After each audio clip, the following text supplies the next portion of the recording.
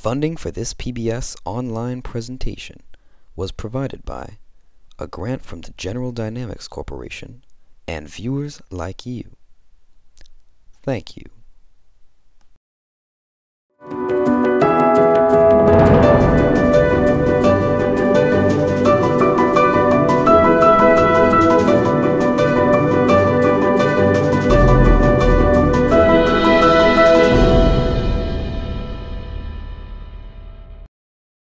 Boston, 1773. After years of increasing taxes and tyranny, the colonists of the Americas put words to action.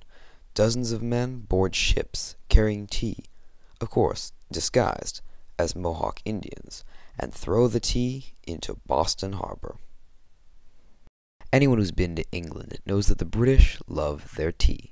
Since the mid-1600s, when it was introduced by Catherine, consort of Charles II, the British have been importing and drinking tea.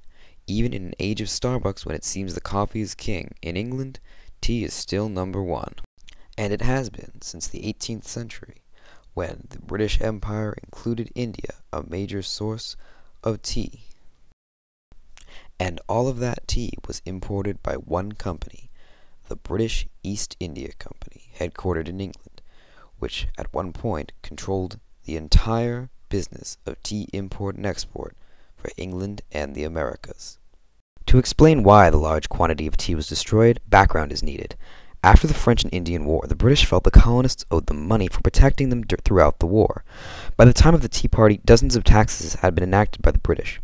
By law, the East India Company could only sell its tea in London. This created a market for smugglers to transport that tea to the Americas, with no tax applied to either them or the colonists.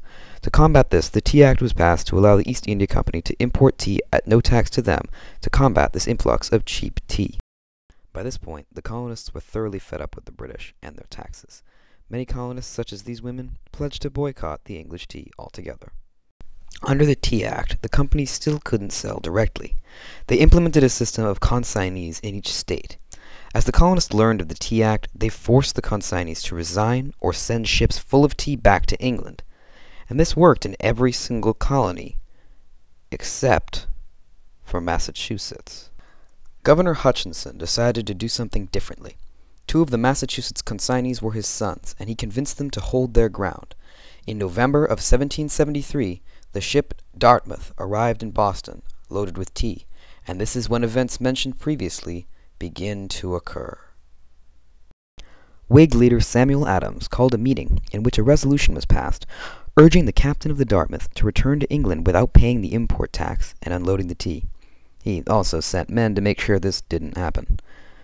The Dartmouth had 20 days to pay the duty or have its cargo confiscated. 20 days passed, and Hutchinson refused many requests to let the ship leave without paying the duty. On December 16th, the final day of the deadline, a large crowd formed around the Old South Meeting House to hear Samuel Adams speak again. After hearing that the final request to the governor had been denied, Adams said, "This meeting can do nothing further to save the country." That night, dozens of men boarded the ships and threw the tea into Boston Harbor. The British retaliated with the passage of the Coercive Acts, which closed the harbor, radically altered the colony's government and legal system, and forced the colonists to quarter soldiers in their homes.